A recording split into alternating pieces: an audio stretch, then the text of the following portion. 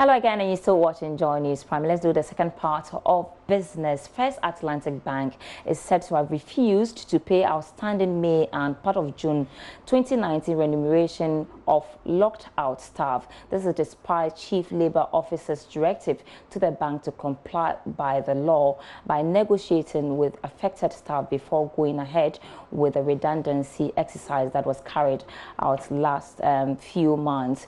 Here's a Business Desk report.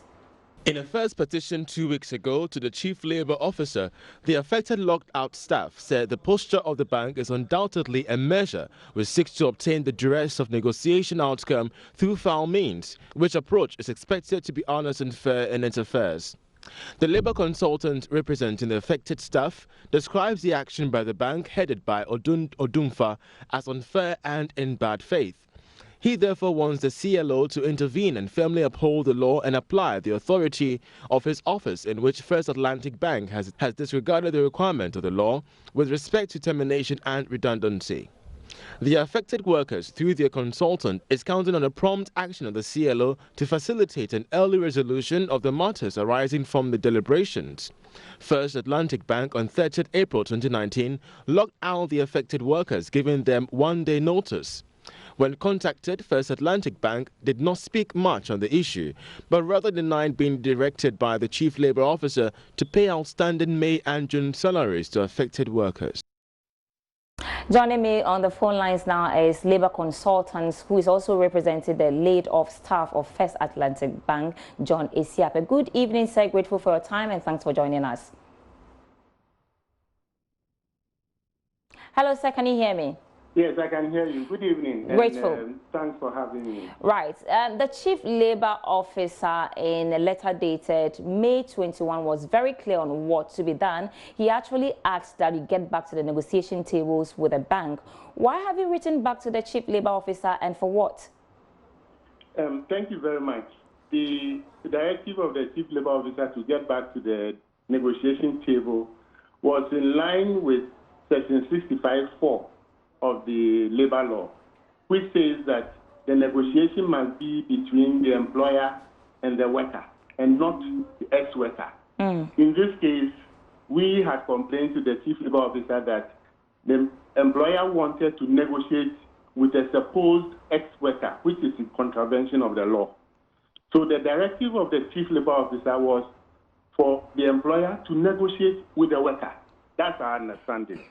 And so we went back to the negotiation, and we have had a response to our proposals in respect of, say, leave, where the employer is now saying that the workers are now on leave during the discussion or the negotiation of the redundancy. Right. And because then they said the leave days will be committed to cash and paid, notwithstanding the leave during the negotiation. So we've asked them to pay, and they are reluctant to pay. And we've gone back to the Chief Labour Officer to say, hey, they are not paying or they are not complying with your directive.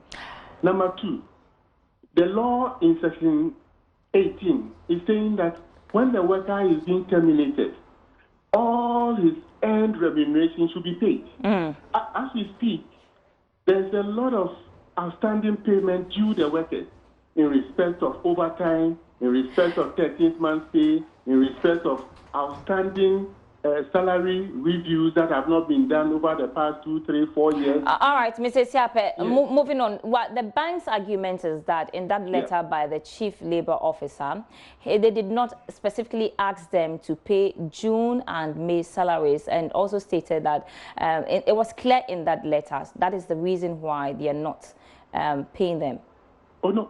Clearly, that is just being disingenuous, because if they said you should go and negotiate with the worker, then it implies that there is no termination.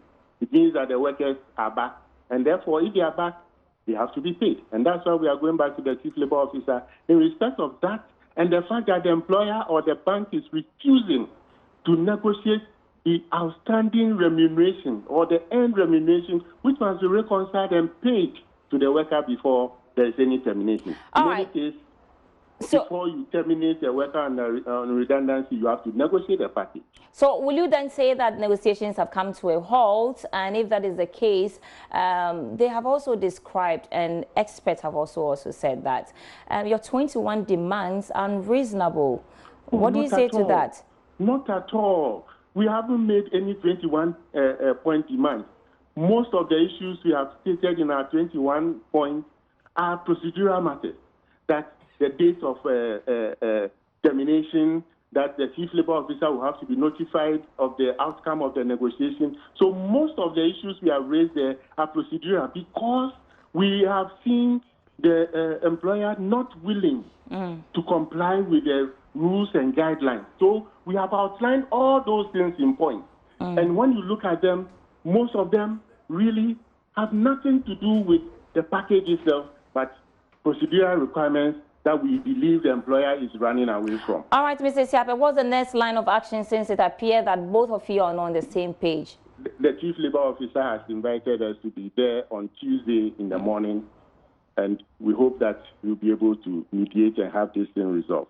Grateful for your time. Mr. John Siape is labor consultant and a representative of locked out staff of First Atlantic Bank. Let's do other stories now. Despite challenges facing exporters of non-traditional products, the Ghana Export Promotion Authority, GEPA, is in the process of instituting new measures to ensure exporters are highly competitive. It's about export financing. It's very difficult to get the banks to support. Not so long ago, you remember we did a program with the banks. A few banks are now willing to support, but most of the time my exporters, my clients are not comfortable with the rates. So the banks are doing their best to put together products that will best serve the interest of the exporters. That is one of the challenges we are facing. Also, inadequate production capacity of the exporters. Sometimes you go out there and look for market for the exporters, and then you come back and you realize that they don't even have the capacity to produce what you have been able to go out there to get for them. So it becomes a little difficult, but we are also working on that. I mean, we are here because of the challenges, all these few challenges that we have.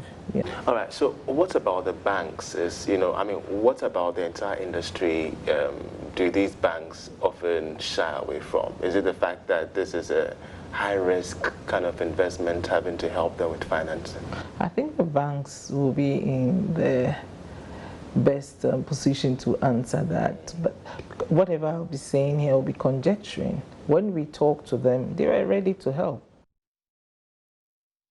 To the commodity market now, where crude oil closed the week at $63.19 a barrel. Gold traded at $1,343.69. And now let's check how cocoa and cotton fared on the last trading day of the week in commodity news.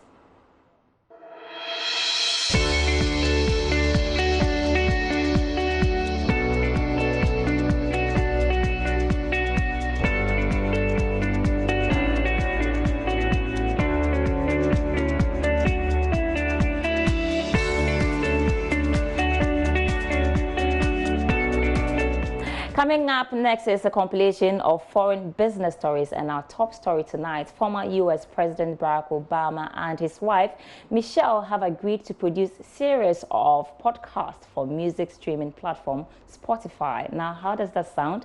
Stay tuned for the details in our business news summaries. The economy created far fewer jobs than expected last month, and wages also rose less than forecast. The Bureau of Labor Statistics says some 75,000 jobs were created in May, rather than the 185,000 expected by analysts.